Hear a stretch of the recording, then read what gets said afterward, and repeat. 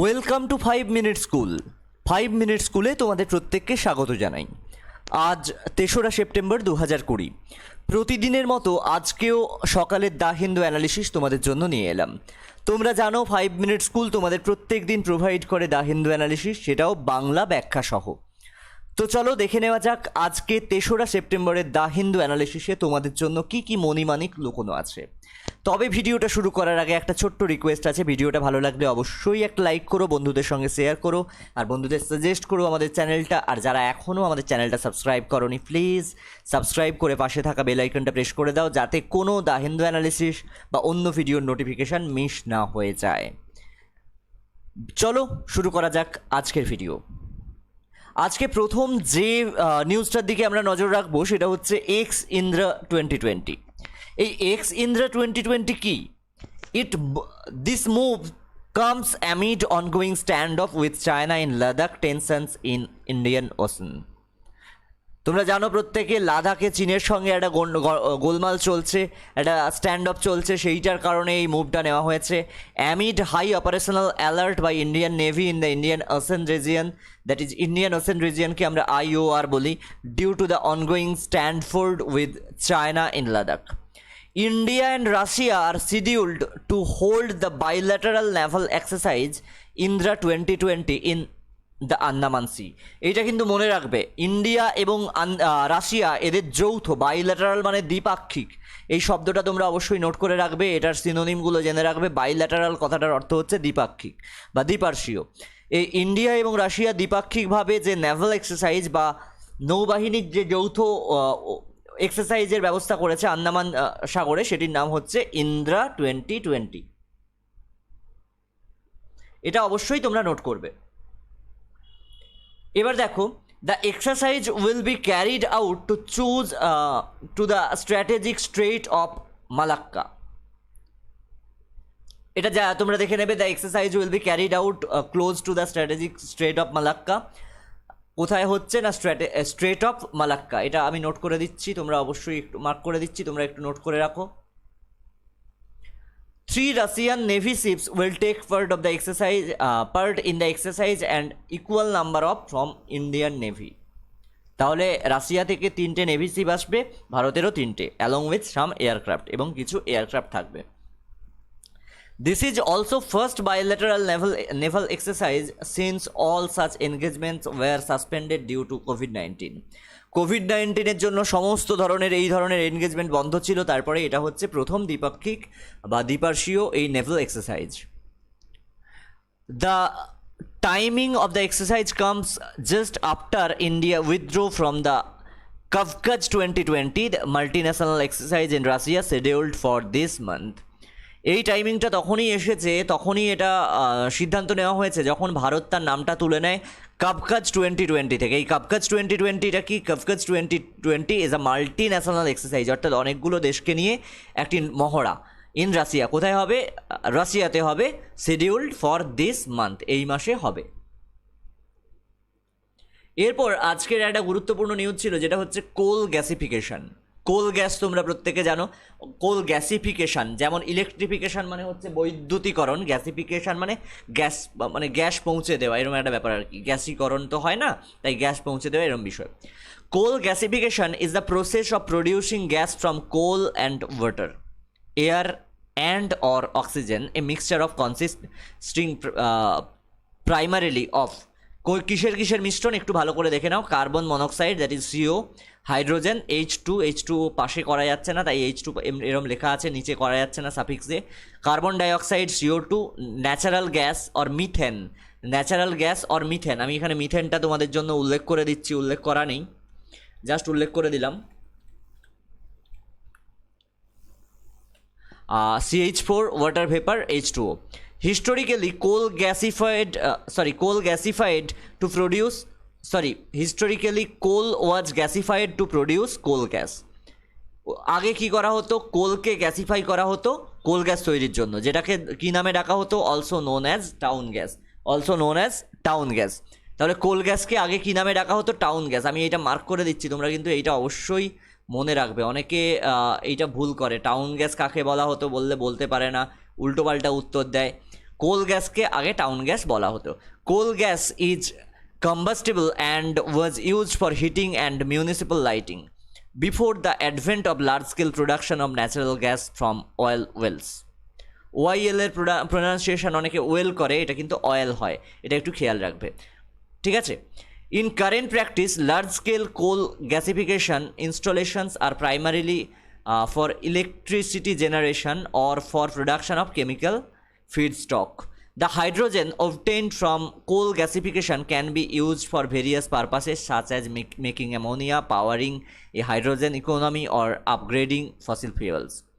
এগুলো আর বাংলা বলছি না কারণ এগুলো খুব একটা গুরুত্বপূর্ণ নয়। Natural gas from coal gasification can be cooled until it liquefies for use as fuel in the transport sector. Natural gas যেটা পাওয়া যাবে সেটাকেও সেটা ততক্ষণ ঠান্ডা করা হবে যতক্ষণ না লিকুইফাইড হয়ে যায়, মানে লিকুইড হয়ে যায়, তরলীকরণ হয়ে যায়। অর্থাৎ এই ন্যাচারাল গ্যাসটা তরলীকরণ করা হবে শীতল করার মাধ্যমে বা ঠান্ডা করার মাধ্যমে, এবং সেটি ট্রান্সপোর্ট সেক্টরে বা পরিবহন ক্ষেত্রে জ্বালানি হিসেবে ব্যবহার করা হবে। তোমরা জানো কম্প্রেসড ন্যাচারাল গ্যাস বা সিএনজি, যেটার পুরো নাম হচ্ছে কম্প্রেসড ন্যাচারাল গ্যাস, এটা ট্রান্সপোর্ট সেক্টরে জ্বালানি হিসেবে ব্যবহার করা হয়। Union Coal Ministry organized a webinar on coal gasification and liquefaction in which it has announced the plans for 100 million tons, that is metric ton coal gasification by 2030. Okay, Union Coal Ministry একটি webinar organise করেছিল কোল গ্যাসিফিকেশনের ওপরে, এবং সেখানে তারা announce করেছে যে 2030 সালের মধ্যে 100 মিলিয়ন টন কোল গ্যাস তৈরি করা হবে।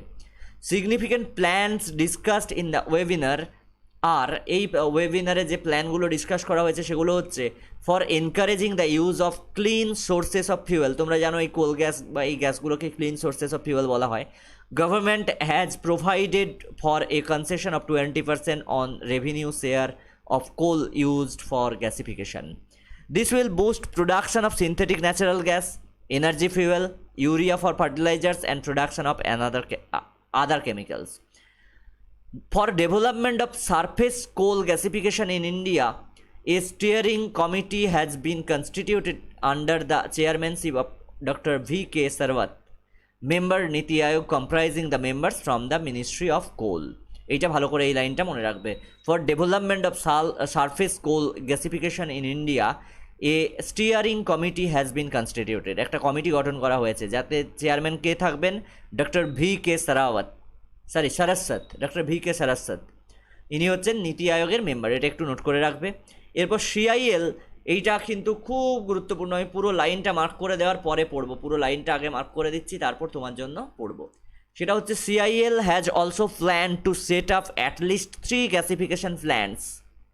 CIL, Coal India Limited, has also planned to set up 3টে অলমোস্ট গ্যাসিফিকেশান, কমপক্ষে 3টে গ্যাসিফিকেশান সেন্টার, গ্যাসিফিকেশান প্ল্যান্ট তারা তৈরি করবে। কোথায় তৈরি করবে? Beside Dankuni, that is in West Bengal. Dankuni সবাই জানো, হুগলি জেলার একটি জায়গার নাম হচ্ছে ডানকুনি, জনাই, ডানকুনি, এই জায়গাগুলো হুগলি জেলাতে অবস্থিত, এখানে তৈরি করা হবে। এরপর রেনার্টি চোলাজ, একটা গুরুত্বপূর্ণ নিউজ ছিল আজকে। এই রেনার্টি চোলাজ কি, এটা কিন্তু ভীষণ গুরুত্বপূর্ণ। আপকামিং তোমরা জানো 4 অক্টোবর ইউপিএসসি প্রিলিমসের একটা ডেট দেওয়া হয়েছে, তো সেটার জন্য যেমন গুরুত্বপূর্ণ তেমনি অন্যান্য এক্সামগুলোর জন্য ভীষণ গুরুত্বপূর্ণ। দ্য তেলুগু চোলাজ, অনেকে তেলেগু বলে, তেলেগু বলে কোনো ল্যাঙ্গুয়েজ নেই, it is Telugu Cholas of Renadu are also called as Renati Cholas. The Telugu Cholas of Renadu are also called Renati Cholas. Cholas মানে চোল বংশ, ওকে। তেলুগু চোলাস অফ রেনাডু, তাদেরকে রেনাটি চোলাসও বলা হয়, চোলও বলা হয়। দে রুলড ওভার রেনাডু রিজিয়নে তারা শাসন করতো, রেনাডু অঞ্চলে তারা শাসন করতো। At present day Cuddapah district, recently এখন যেটা কুডাপ্পা ডিস্ট্রিক্টে অবস্থিত। They were originally independent, latter forced to be suzerainty of the eastern Chalukyas. প্রথমে তারা স্বাধীন ছিল, পরে পূর্বে চালুক্যদের বশ্যতা স্বীকার করতে বাধ্য হয়। They had the unique honor of using the Telugu language in their inscription belonging to the 6th and 8th centuries. তারা তেলুগু ল্যাঙ্গুয়েজকে ব্যবহার করতো, সম্মান জানিয়ে ব্যবহার করতো তেলুগু ল্যাঙ্গুয়েজকে তাদের ইনস্ক্রিপশনগুলোতে। The inscriptions at Gandikota, at Jammala Jammalamadugu and Proddatur are proof of this fact. এই ফ্যাক্টটার প্রুফ কোথায় করছে? এই গান্ধীকোটাতে যে ইনস্ক্রিপশনগুলো পাওয়া গেছে সেগুলো সব তেলুগু ল্যাঙ্গুয়েজে লেখা। The earliest of this family was Nandivarman. এই বংশের প্রথম রাজা ছিল Nandivarman, who claimed descent from the family of Karikala and Kashyapagotra. Karikala এবং কাশ্যপ গোত্রের ফ্যামিলিতে বিলং করতো এই নন্দীভার্মন। ইনি ছিলেন এদের প্রথম রাজা। Recently a rare inscription dating back to the Renati Chola era has been আনআর্থ একটি ভীষণ ভালো শব্দ, অর্থাৎ খনন কার্য করা হয়েছে, খুঁড়ে বের করা হয়েছে। এই শব্দটা তোমরা অবশ্যই নোট করে রাখবে। In a remote village of Kadapa district, কিন্তু কাট্টাপ্পা নয়, অনেকে কাট্টাপ্পা মনে করতে পারো, Kadapa district. Okay, recently a rare inscription dating back to the Renati Chola era has been unearthed in a remote village of Kadapa district. The inscription has been found engraved on dolomite slab and cell. The inscription was written in archaic Telugu which was readable in 25 lines. এই ইনস্ক্রিপশনটা আর্কেইক তেলুগু ভাষায় লেখা হয়েছে, যেটা 25 line পড়া গেছে। It was assigned to the 8th century AD when the region was under the rule of Chol Maharaj Renadu. এইটা 8ম শতকে যখন চোল মহারাজা রেনাডু শাসন করছে তখনকার সময়কার। এরপর আমরা একটা গুরুত্বপূর্ণ নিউজের দিকে নজর দেব, ওয়ার্ল্ড লার্জেস্ট সোলার ট্রি। তোমরা জানো সোলার ইলেকট্রিসিটি নিয়ে আমাদের দীর্ঘদিন ধরে প্রয়াস চলছে। তো ওয়ার্ল্ড লার্জেস্ট সোলার ট্রি কোথায় হয়েছে? স্বভাবতই যখনই ওয়ার্ল্ড লার্জেস্ট বলবো আমাদের অনেকের মনে হয় এটা নিশ্চয়ই আমেরিকায় হয়েছে, এটা নিশ্চয়ই রাশিয়ায় হয়েছে, এরকম কথাগুলো আমরা ইউজ করি, ইউজুয়ালি ইউরোপের কান্ট্রিগুলোকে ধরি। সিএসআইআর পুরো নাম তোমরা জানো, সিএসআইআর নেট অনেকে এক্সাম দাও। CSIR and central mechanical engineering research institute CMERI has developed the world's largest solar tree and installed it at Durgapur, West Bengal. তোমরা জানো স্টিল সিটি দুর্গাপুর, ওখানে এই ইনস্টল করা হয়েছে বিশ্বের বৃহত্তম সোলার ট্রিটা, ওয়ার্ল্ড লার্জেস্ট সোলার ট্রি। আমি একটুখানি মার্ক করে দিলাম কোথায় হয়েছে, দুর্গাপুর, ওয়েস্ট বেঙ্গল, পশ্চিমবঙ্গের দুর্গাপুরে। The installed capacity of the solar tree is above 11.5 kWp. Okay, there are a total of 35 solar PV panels in each tree with capacity of 330 WP each.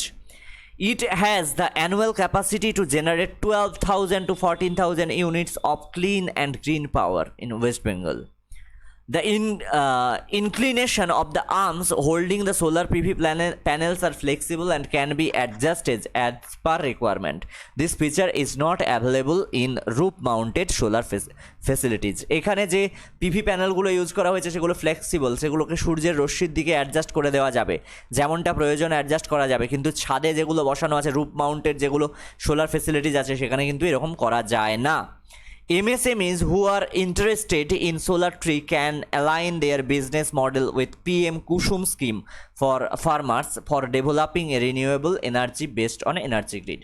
এই লাইনটা আমি লিখলাম তোমাদের এটুকু জানানোর জন্য যে PM কুসুম বলে একটি স্কিম আছে। এই PM কুসুম স্কিমটা আদতে কি? PM কুসুম স্কিমটার নাম হচ্ছে PM কুসুম, এটার পুরো নাম হচ্ছে প্রধানমন্ত্রী কিষাণ ঊর্জা সুরক্ষা এবং উত্থান মহা অভিযান।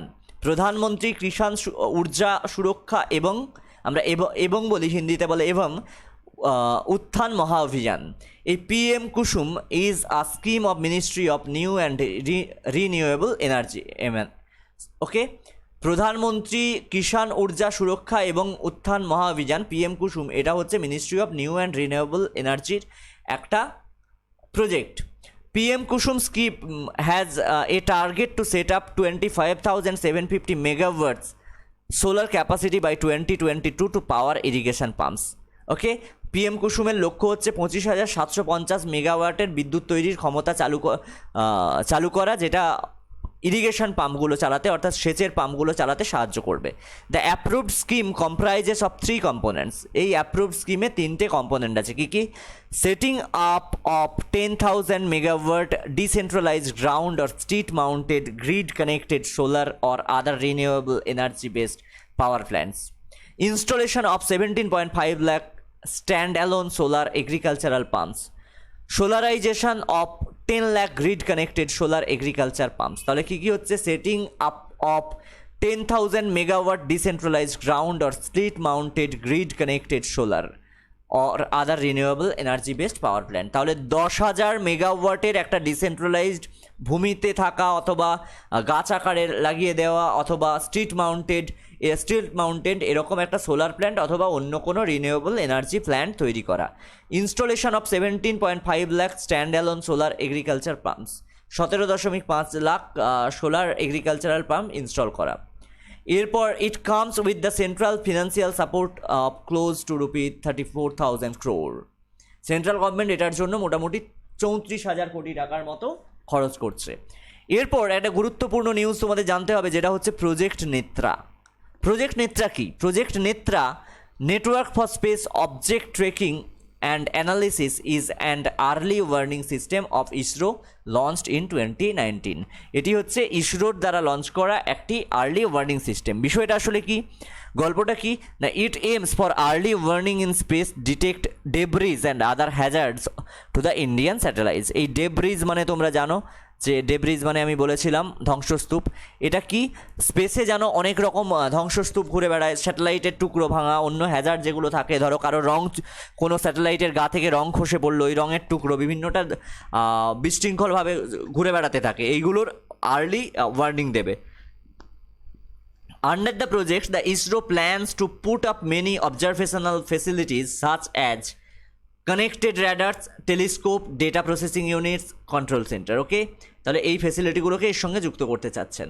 The project will give India its own capability in space situational awareness like other space powers which is use to predict threats from debris to Indian satellite. এরকম কি হয়, একটা ভাঙা কোনো অন্য স্যাটেলাইটের টুকরো কিংবা কোনো একটা মহাকাশচারীর ফেলে যাওয়া ওয়েস্ট কিংবা ধরো একটা রঙের টুকরো যেটা স্যাটেলাইটের গায়ে রং করা হয়েছিল সরো সেটা উঠে গেছে, এইগুলো কিন্তু স্যাটেলাইটগুলোর জন্য থ্রেট হয়ে যায়, স্যাটেলাইটের মেশিনারির মধ্যে ঢুকে যায়, ঢুকে মেশিনগুলোকে খারাপ করে দেয়, তো এইগুলো ডিটেক্ট করতে সাহায্য করবে। Netra's eventual goal is to capture the GEO, that is geostationary orbit seen at 36,000 kilometers where communication satellites operate। Netra's final goal, eventual মানে সর্বশেষ লক্ষ্য হচ্ছে to capture the GEO, that is geostationary orbit, এই Jio stationery অরবিটের ছবি নেওয়া। At 36,000 kilometre, 36,000 kilometre ওপরে, যেখানে communication স্যাটেলাইটগুলো কাজ করে। The effort would make India a part of international effort towards tracking, warning about and mitigating space debris. এই এফোর্টটা কী করবে, ভারতবর্ষকে মহাকাশে যেসব ধ্বংসাবশেষ ঘুরে বেড়ায় সেগুলো সম্পর্কে ভারতের মহাকাশ বিজ্ঞানীদের এগুলো ট্র্যাক করতে সাহায্য করবে, ওয়ার্ন করবে এবং এগুলো ওভারকাম করতে সাহায্য করবে। এরপর স্পেস জাঙ্ক, আমি এতক্ষণ বলছি জাঙ্ক কি, তোমরা মোবাইলে প্রত্যেকে জাঙ্ক ফাইল কথাটা শোনো। এই স্পেস জাঙ্ক কি? Space junk is an ever growing problem with more than 75,000 tons of residual hardware now thought to be circling the earth. এই স্পেস জাঙ্ক হচ্ছে একটা ক্রমবর্ধমান সমস্যা, যেটা more than 7,500 ton of residual hardware, মানে হার্ডওয়্যারগুলোর ধ্বংসাবশেষ, অর্থাৎ বিভিন্ন যন্ত্রাপাতির ধ্বংসাবশেষ যেগুলো পৃথিবীকে ঘুরে বেড়াচ্ছে। ওকে, পৃথিবীর চারদিকে সার্কলিং করছে, ঘুরে বেড়াচ্ছে। Ranging from old rocket bodies and defunct spaceships through the screws and even flakes of paint, this material poses a collision hazard to operational missions। দেখো, এগুলো হচ্ছে পুরনো যে রকেটের ধ্বংসাবশেষগুলো, ডিফাঙ্কড স্পেসশিপগুলো যেগুলো কাজ করছে না, যে স্পেসক্রাফটগুলো কাজ করছে না, ডিফাঙ্কড মানে ডিফাংশনাল, এবং কিছু স্ক্রু ঘুরে বেড়াচ্ছে এবং ইভেন্ট রঙের কিছু টুকরো, সেগুলো হচ্ছে এই কলিশন হ্যাজার্ড তৈরি করতে পারে অপারেশনাল মিশনগুলোর জন্য। The rising population of space debris increases the potential danger of all space vehicles, but especially to the International Space Station, space shuttles, satellites and other spacecraft। এই যে rising population of speech debris, অর্থাৎ মহাকাশে যে এই ধ্বংসাবশেষের পরিমাণটা continue বৃদ্ধি পাচ্ছে, এটা স্পেস ভেহিকেলগুলোর, বিশেষত ইন্টারন্যাশনাল স্পেস স্টেশনের জন্য, স্পেস স্যাটেলগুলোর জন্য, স্যাটেলাইটগুলোর জন্য এবং আদার স্পেসক্রাফটের জন্য খুবই চিন্তার কারণ। তো এটাই ছিল আজকের নিউজ, আশা করি খুব ভালো লাগবে এবং এই নিউজগুলো থেকে তোমরা পরবর্তী অনেক এক্সামে অনেক কমন কোয়েশ্চেন পাবে। ভালো থেকো। আগামীকালের দ্য হিন্দু নিয়ে আমরা আবার ফিরে আসবো আগামীকাল। তার মাঝখানে আরও একটা বা দুটো ভিডিও তোমাদের জন্য দেবো। তোমরা ততক্ষণ ভালো থেকো, সুস্থ থেকো, এবং ভিডিওটা ভালো লাগলে অবশ্যই একটা লাইক করো। কারো কিছু কোয়েশ্চেন থাকলে অবশ্যই কমেন্টে জানিও, আমরা উত্তর দেওয়ার চেষ্টা করব প্রতিদিনের লাইভে। Thank you from 5 minute school. আর যারা এখনও সাবস্ক্রাইব করোনি, প্লিজ সাবস্ক্রাইব করে পাশে থাকা বেল আইকনটা প্রেস করে দাও, যাতে পরবর্তী ভিডিওস এবং লাইভসগুলোর নোটিফিকেশান সবার আগে তুমি পেতে পারো এবং কোনো দিনই দ্য হিন্দু অ্যানালিসিস না তোমার মিস হয়ে যায়। ধন্যবাদ।